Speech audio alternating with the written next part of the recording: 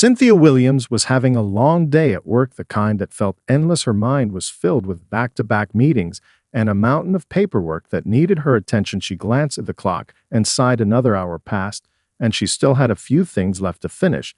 But she could no longer focus. Her body ached from the stress of it all. She packed up her things and walked out of the office into the crisp evening air, ready to leave the chaos of her law firm behind her for the day. She slipped into her car and started the engine. As she drove through the city streets, she let the music play softly in the background, trying to unwind from the pressure of her job as a senior attorney focusing on civil rights. But even though the day was winding down, her thoughts remained tangled in the countless cases and the work ahead. Cynthia was used to the long hours, the constant juggling of tasks, but tonight she was determined to drive home without thinking about anything else, just to escape for a few hours. As she turned down a familiar street on her way home, she noticed a police car behind her. The flashing lights were a sudden and unwelcome interruption to her peace. She pulled over to the side of the road and rolled down her window, waiting for the officer to approach her car. A few moments later, a man stepped forward dressed in a judge's black robe and cap. His name was Judge Robert Thompson, well known in the city for his no-nonsense approach to the law. "Good evening, ma'am," he began in a formal tone. "I'm Judge Thompson. I noticed you were driving with a broken taillight. I'm going to have to issue you a citation." Cynthia glanced at him and then to the rearview mirror. She hadn't noticed the broken taillight, and as much as she wanted to argue that she was simply too tired to deal with it, she knew that wouldn't help her situation. Instead, she nodded and tried to maintain her composure, hoping the encounter would end quickly. Judge Thompson didn't seem to care much for pleasantries. His voice was stern and unyielding. As he went through the steps of issuing the fine, she watched as he filled out the paperwork and handed it to her with a cold glance. Cynthia could feel the judgment in his eyes. It wasn't just about the violation, it was about something deeper. She wasn't sure why, but something about the way he looked at her made her feel small, as though she didn't belong in his world of order and authority. She took the ticket from him without a word and tucked it into her glove compartment. As he gave her a brief nod and turned to walk back to his car, she sat there in silence for a few moments, staring at the ticket in her hand. The fine wasn't a huge deal in the grand scheme of things, but it bothered her the way he treated her with such detachment. It wasn't just about a broken taillight, it was about how easily he dismissed her as another person to issue a ticket to without a second thought. With a heavy sigh, Cynthia started her car again and pulled back onto the road. The lights of the city flickered as she drove on, but the sting of the encounter lingered with her all the way home. She couldn't shake the feeling that this wasn't the last time she crossed paths with Judge Thompson, and when their worlds collided again, it would be in ways neither of them could have predicted. The next morning, Cynthia arrived at the office earlier than usual, hoping to get a head start on the workload that had piled up over the past week. The conference calls, the endless briefings, and the tight deadlines were a constant reminder of the pressure she was under. Still, she took a moment to enjoy the quiet, sipping her coffee as the city outside came to life. The law firm where she worked was one of the most respected in the region, focusing on civil rights, racial equality, and systemic reform. Cynthia was proud of her work, but it was never easy. Just as she was about to dive into her emails, her assistant, Jake, poked his head into her office with an eager expression. "Cynthia, there's a meeting in the boardroom in an hour. It's about the new judicial reform project," he said, his voice tinged with excitement. Cynthia raised an eyebrow. She had heard whispers about the project, an initiative aiming to address inequality within the judicial system, but had yet to be fully briefed on it. "Who's leading it?" she asked, curiosity piqued. "It's a citywide project," Jake replied, "but they've asked you to attend as one of the key advisors." "All right, I'll be there." Cynthia wasn't one to turn down an opportunity to influence real change, especially in a field where her expertise was invaluable. She quickly changed into something more formal, grabbed her notes, and made her way to the boardroom. As she walked through the hallway, she noticed a few familiar faces, colleagues she respected, all of them experienced professionals committed to reform. She entered the boardroom, greeted by a few nods and smiles. But as her eyes scanned the room, her heart skipped a beat. There, seated at the head of the table, was Judge Robert Thompson. He was wearing the same black robe she had seen him in the day before, though now he appeared much more in control, surrounded by officials and legal professionals. She paused for a moment, unsure whether to address him or pretend nothing had happened between them. The room settled as the meeting began, and Cynthia took a seat at the table. Judge Thompson started the proceedings by explaining the broad goals of the Judicial Reform Initiative. He spoke with authority, but Cynthia couldn't help but notice the subtle dismissiveness in his tone, especially when discussing the more nuanced aspects of the project. He had a way of brushing off certain points, as if they were irrelevant or too complicated. Cynthia furrowed her brow, but didn't say anything yet, instead listening carefully as he outlined the basic framework for the project. When it was her turn to speak, Cynthia felt a mix of anticipation and frustration bubbling within her. She had worked tirelessly on similar projects, and she knew how vital it was to address the intersection of racial bias and the legal system. She took a breath, stood, and began presenting her suggestions for the initiative, emphasizing the need for genuine, actionable change that would benefit marginalized communities. Her words were met with polite nods, but when she finished, Judge Thompson was quick to dismiss her ideas, questioning the feasibility of her approach. "The proposal sounds idealistic," he said, his voice firm. "We need practical solutions, not theoretical ones." The sting of his dismissal was sharp. Cynthia could feel the old feelings from their earlier encounter resurfacing, the same feeling of being belittled and overlooked. She fought to keep her composure. "With all due respect, Judge," she began, her voice calm but firm, "the solutions we're proposing have worked in other parts of the country. They're not just ideas, they're proven strategies. What we need is not just a system that works, but one that works for everyone." The room went quiet. Judge Thompson's expression softened, but only for a moment. He cleared his throat and moved on to the next topic. Cynthia sat back down, her mind racing. She knew the meeting was far from over, and there was still so much to address. But she couldn't shake the feeling that something wasn't right. It wasn't just his opposition to her ideas. It was the way he had disregarded her, as if she were just another person with an opinion, nothing more. As the meeting continued, she couldn't stop thinking about the encounter the day before. She couldn't help but wonder if Judge Thompson even realized who she was. He'd issued her that ticket without a second thought, and now, sitting in this room, he treated her like any other advisor. If only he knew the truth about her role in the project and what she could bring to the table.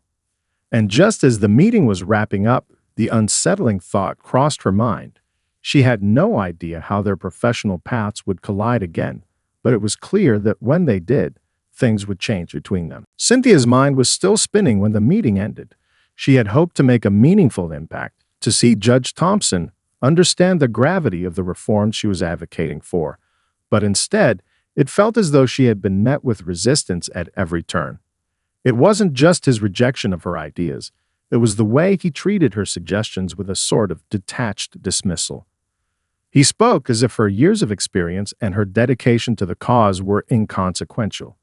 His words echoed in her mind as she walked back to her office, the air around her feeling heavier with each step.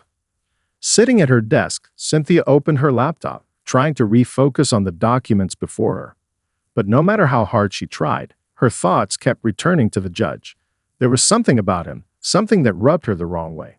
It wasn't just the fine he had issued her the previous day, though that certainly left a bitter taste. It was the combination of his arrogance and the subtle superiority he carried with him. He was a judge, sure, but Cynthia had seen many people in positions of power who were willing to learn, to listen, and to grow. Judge Thompson, however, seemed set in his ways, certain that his authority could never be questioned.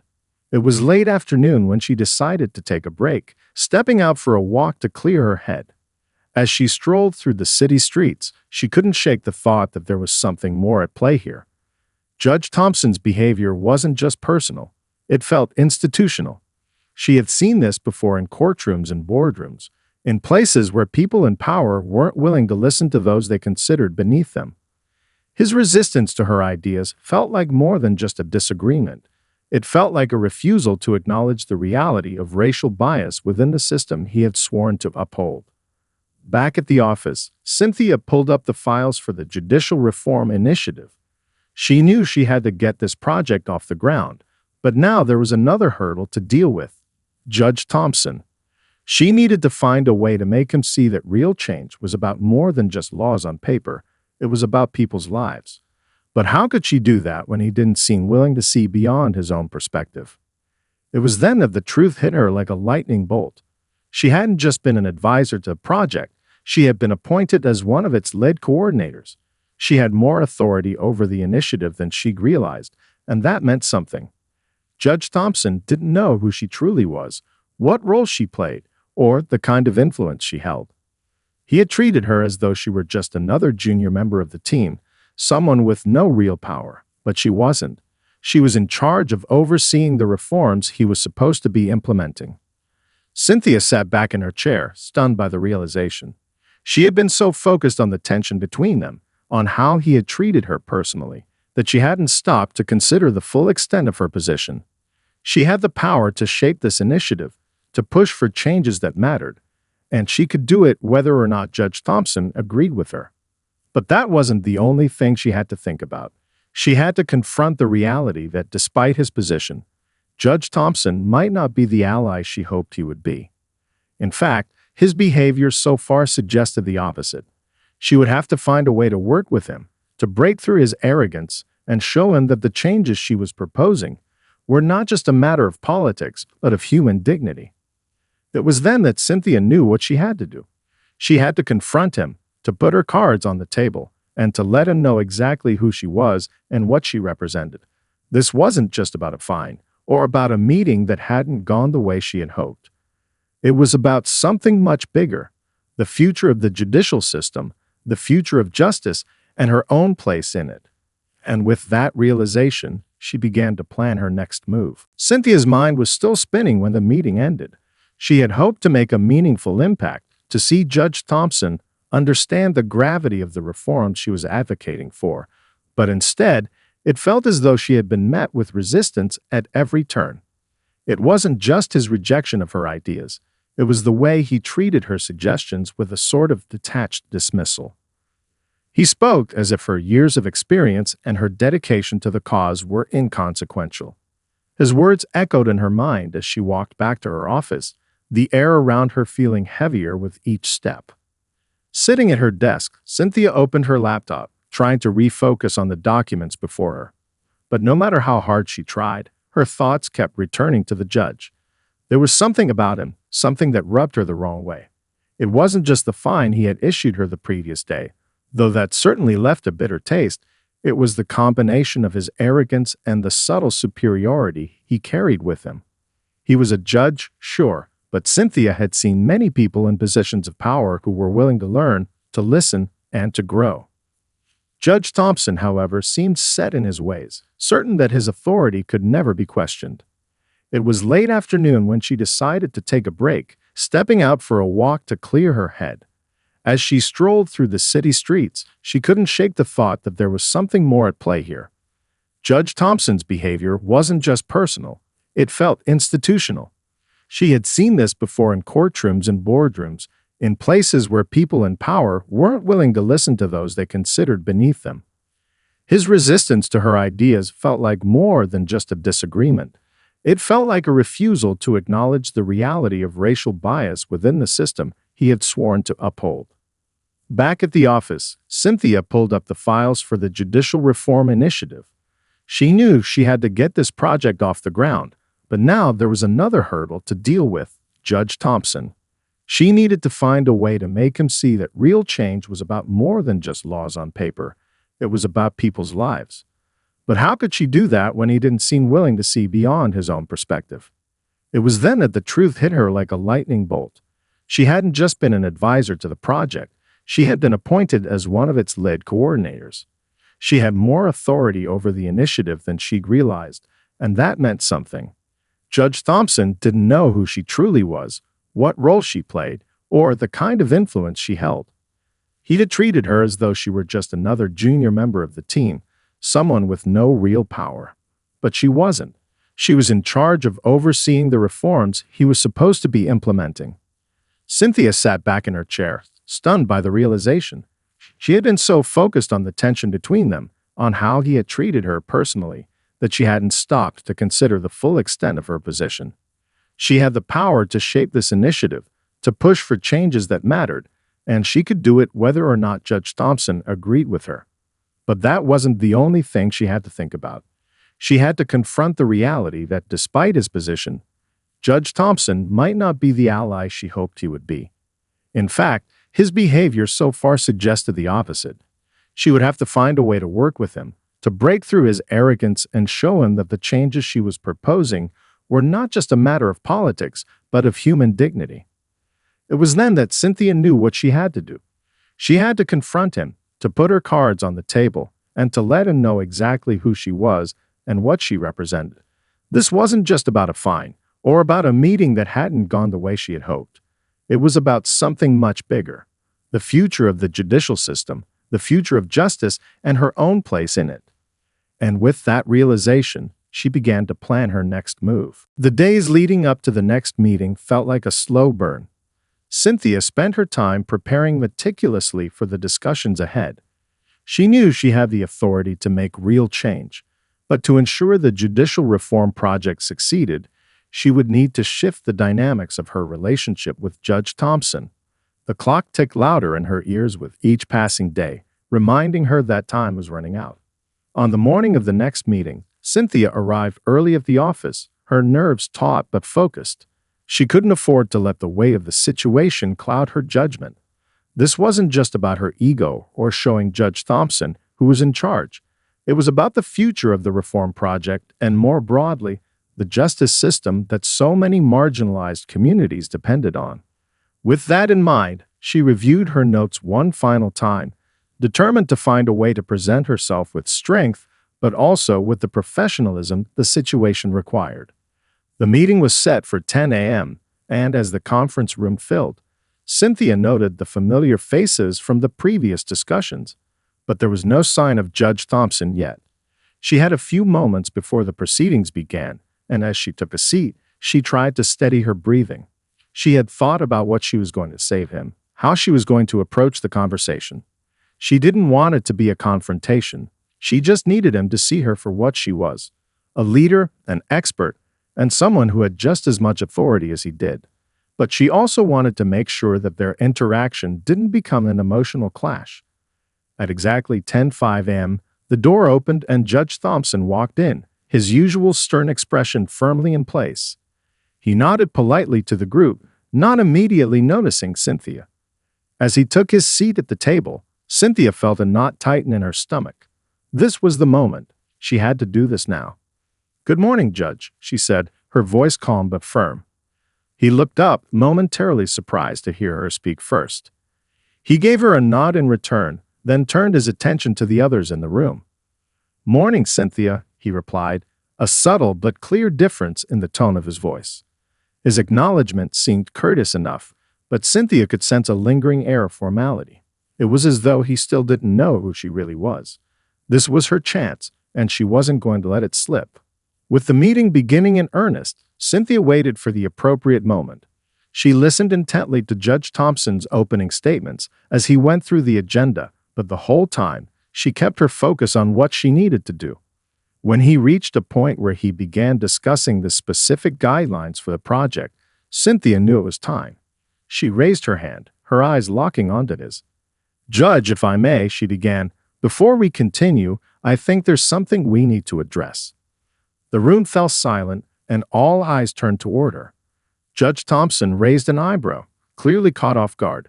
"What is it, Cynthia?" Taking a deep breath, Cynthia stood up from her seat, her posture straight but not threatening. "I believe there's been a misunderstanding between us," she said, her voice carrying weight but also calm resolve. "We've been working together on this project for a while now, and I don't think you realize the full scope of my role in it." Judge Thompson's expression faltered for a split second. "What do you mean?" he asked, his voice betraying a hint of uncertainty. The others in the room seemed to sense the shift, looking between them with quiet curiosity. "I am not just another advisor on this project, Judge," Cynthia continued, her eyes never leaving his. I am the lead coordinator, which means I am responsible for overseeing the execution of these reforms. I'm the one who will be ensuring that these policies are not only implemented, but are effective in addressing the racial disparities within the system. A long silence hung in the air as Judge Thompson's face turned a shade paler. His mouth tightened, his posture stiffened. For a moment, it seemed as though he was about to respond with the same dismissiveness that had defined their previous interactions, but he held back. "That's unexpected," he said after a pause, his voice quieter now. "I had no idea." Cynthia nodded, letting the words sink in. "I understand that we all have our roles to play, Judge, but it's crucial that we approach this project as equals, as partners in this effort. We both want the same thing, to ensure justice for all, but it won't happen if we don't fully acknowledge each other's contributions." The room was still. Even the most seasoned professionals seemed to hold their breath as Cynthia and Judge Thompson stared at each other. The air had shifted, a palpable tension lingering between them, but this time it was different. Cynthia had not come to challenge him. She had come to remind him that she, too, had the power to lead. Finally, Judge Thompson leaned back in his chair, his eyes narrowing in thought. "I see," he said quietly. "Thank you for clarifying." For the first time, Cynthia saw a flicker of understanding in his eyes. It wasn't a complete apology, but it was a start. The rest of the meeting proceeded with an air of cautious diplomacy.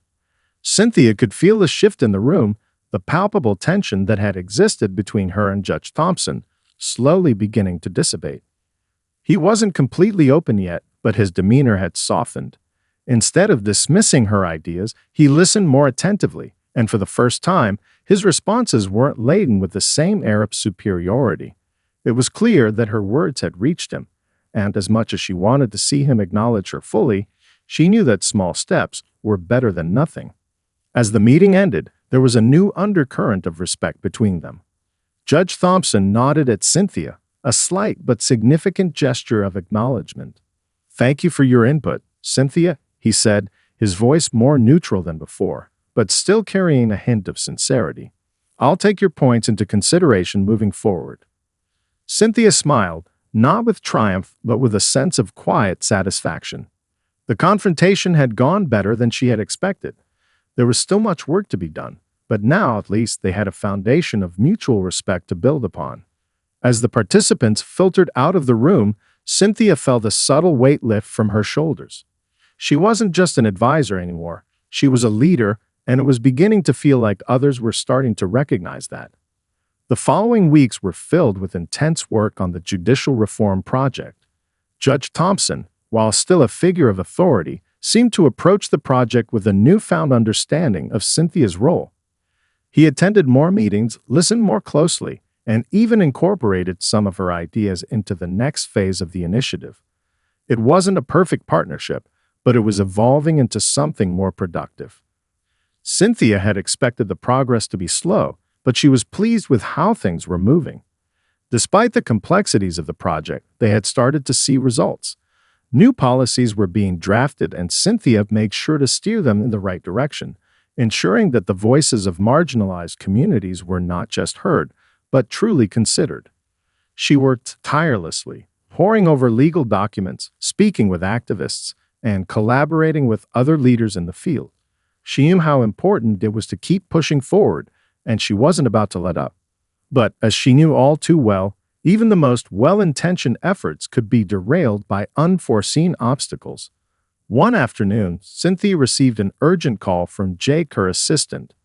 "Cynthia, there's been a major issue with one of the proposals," he said, his voice tinged with anxiety. "It's getting pushback from some of the top officials in the state, including Judge Thompson's colleagues.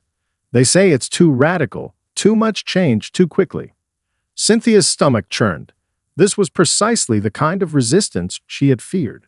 As much as things had improved between her and Judge Thompson, the larger political climate was not as receptive to the kind of reform they were pushing for. Cynthia took a deep breath, trying to steady herself. She knew that this was a critical moment, one that could either solidify her role in the project or undermine everything she had worked for. "I'll meet with him," Cynthia said, her voice resolute. We need to talk this through before it gets out of hand. I'll address the concerns head on. She knew that speaking to Judge Thompson wasn't going to be easy. He had already shown signs of being conservative in his approach to reform. But this was different. The changes they were proposing weren't just about legal processes. They were about dismantling systems of oppression that had existed for generations. Cynthia had fought for this, and she wasn't about to back down now. She scheduled a private meeting with Judge Thompson, determined to approach him not just as a colleague, but as someone who was committed to achieving the same goal. She understood the stakes of the conversation, but she was ready. She had already proven to herself that she could stand her ground. Now, it was time to see if she could help Judge Thompson see the bigger picture, the one that reached beyond politics and egos. As the day of the meeting drew closer, Cynthia couldn't help but feel a sense of anticipation. This was more than a simple disagreement. It was about real, lasting change. She was ready to fight for it, whatever it took. The meeting with Judge Thompson was set for the following afternoon, and Cynthia's mind raced as she prepared for the difficult conversation ahead. She knew that the issues surrounding the reform proposals were far from simple. They touched on deeply entrenched systems that had benefited those in power for decades. Changing that would never be easy, and she could feel the weight of the challenge pressing down on her. But Cynthia had come too far to back down now.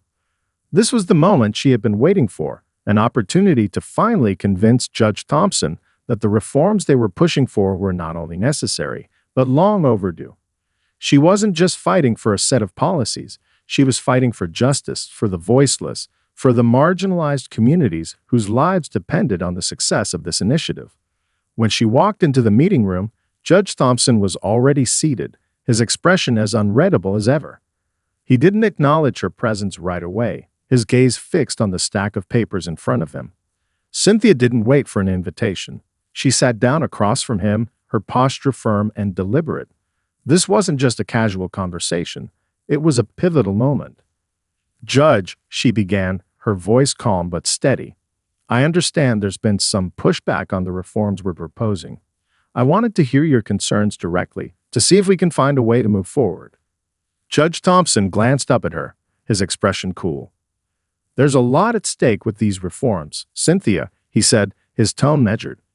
"We've received concerns from many of the state's top officials, and some of them feel that these changes are too radical, that they'll cause more harm than good."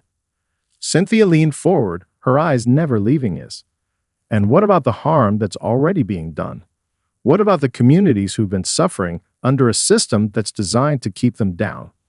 Do we continue with the status quo just because it's easier? Or do we finally take action to dismantle the systems that have perpetuated inequality for so long?" For a brief moment, Judge Thompson didn't respond. His jaw tightened, as if considering her words carefully. "I understand your passion, Cynthia," he said after a beat. "But these reforms are more than just good intentions. There are practical realities to consider, and the political landscape is far from ready for this level of change. We can't just throw everything into disarray." Cynthia nodded, her expression unwavering. "I understand the realities, Judge, but the system as it stands is already in disarray. How much longer can we ignore the suffering of so many people just because the system is comfortable for some? We need to confront the deep-rooted issues head-on, not simply settle for small adjustments that will make no real difference." The room was silent for a long moment. Cynthia could feel the tension in the air, the weight of their words hanging between them. Judge Thompson, once so certain in his resistance, seemed to be struggling with her arguments. She could see the shift in his demeanor, the slow erosion of his initial defiance. "I know you're right," he said finally, his voice lower now. "I know the system is flawed, but what you're asking for, it's a monumental change. It's not just about rewriting laws. It's about changing an entire culture, an entire way of thinking. That takes time. It's not something that happens overnight." Cynthia's heart raced, but she kept her composure. "I agree, Judge. Change isn't easy, and it doesn't happen quickly. But that doesn't mean we should wait. The people we're trying to help can't afford for us to take our time. Every day that we delay is another day that they suffer. We owe it to them to act now, even if it means challenging the status quo." For the first time, Judge Thompson looked directly at her, his eyes no longer filled with the dismissiveness she had seen before. There was something else there now, an understanding, a recognition that she wasn't just some ambitious lawyer pushing an agenda. She was speaking for those who had been silenced for too long. "I hear you," he said, his voice softer now, less defensive. "Maybe I've been too focused on the logistics, on the political fallout. But perhaps we can find a way to move forward. Not all at once, but in a way that ensures we're making progress without burning every bridge along the way." Cynthia allowed herself a small, measured smile. She wasn't done yet, but this was a victory in itself. Judge Thompson was no longer the unmovable figure he had once been. He was willing to listen, to consider the broader implications of their work, and that was a huge step forward. "We can work together on this, Judge," Cynthia said, her voice firm but optimistic. "We don't have to rush into everything at once, but we need to make sure that every step we take is moving us closer to justice, and that means challenging the system at its core. We can't afford to play it safe anymore." Judge Thompson nodded slowly, his gaze shifting downward as he processed her words. For the first time, Cynthia felt that they were truly on the same page. The tension had broken, and in its place was a shared commitment to change, however difficult it might be. "We'll do it your way, Cynthia," he said, his voice more resolute now. "We'll move forward with these reforms. I'll support them." Cynthia didn't respond immediately. She simply nodded, feeling a weight lift from her shoulders. It wasn't a complete victory, but it was a significant one. Together, they would fight for the change that had been so long overdue. The weeks following Cynthia and Judge Thompson's conversation were nothing short of transformative. The reform initiative, once at risk of stalling due to political pressures and ideological resistance, began to gain momentum. Cynthia's partnership with Judge Thompson, now rooted in mutual respect and shared purpose, proved to be a powerful force. They navigated the complexities of the project with renewed determination, working tirelessly to ensure that their vision of justice would not be derailed. Cynthia felt the weight of her role as the lead coordinator more than ever, but now it didn't feel like a burden. It felt like a privilege, an opportunity to rewrite the narrative of the justice system, to ensure that it was no longer a mechanism that served the few but a system that worked for all. Her days were filled with meetings, legal consultations, and countless discussions with activists, advocates, and community leaders who had long fought for reform. She kept her finger on the pulse of every decision, making sure that the voices of the marginalized were not just acknowledged, but truly heard. Judge Thompson, for his part, became a more engaged participant in the process. He attended every meeting, listened with greater empathy, and when necessary, used his considerable influence to push the reform agenda forward. His previous reservations about the scope of the changes began to fade, replaced by a deepening understanding of the urgency behind the movement. Cynthia had helped him see the larger picture, the need for systemic transformation, and in turn, his involvement helped the reform effort gain credibility in the eyes of those who had initially viewed it with skepticism. The turning point came when they reached a critical vote on one of the most contentious parts of the reform package, a new set of guidelines aimed at addressing racial disparities in sentencing. The proposal was bold, controversial, and potentially groundbreaking, but it had the potential to shift the balance of power within the criminal justice system. Opposition came from all sides, with some arguing that the changes were too radical and others claiming they would be unworkable in practice. The political pressure mounted, and it seemed as though the initiative might once again be on the verge of collapsing under its own weight. But this time, things were different. Cynthia stood in front of the room full of lawmakers, judges, and activists, her voice steady and unwavering. "This isn't just about a set of policies," she said, her gaze sweeping across the room. "This is about ensuring that every person, regardless of their race, background, or where they come from, has equal access to justice. This is about dismantling the barriers that have kept entire communities from seeing the justice they deserve. We cannot afford to wait any longer. The time for change is now." Judge Thompson, sitting in the front row, nodded in agreement, his presence lending a sense of authority to Cynthia's words. His support, once uncertain, was now unequivocal. The room was silent for a moment as everyone took in the gravity of what was being proposed. And then, one by one, the votes came in. The proposal passed. It wasn't just a legal victory, it was a triumph for the very people the reform was designed to help. For those who had been ignored, marginalized, and silenced for so long, the passage of this policy represented a turning point. It was a moment that proved change was not only possible, but within reach. In the weeks that followed, the reforms began to take shape. New guidelines were put in place, and the judicial system slowly started to reflect the values of fairness, equality, and justice that Cynthia and her team had fought for.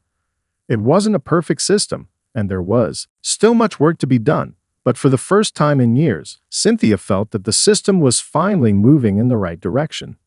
As she sat in her office late one evening, reflecting on everything that had transpired, she thought back to the moment when Judge Thompson had fined her. It felt like a lifetime ago. The arrogance, the dismissal, it all seemed so distant now. The struggle, the challenges, and the obstacles they had faced together had forged a bond that went beyond professional rivalry. It had created a partnership built on a shared commitment to justice. Cynthia smiled to herself, knowing that this was just the beginning. The journey was far from over, but she was no longer just a lawyer trying to make a difference. She was a leader in a movement that was reshaping the future one decision at a time. As she glanced at the calendar on her desk, Cynthia thought about what lay ahead. There would be more battles, more challenges, and more difficult decisions. But she was ready for them.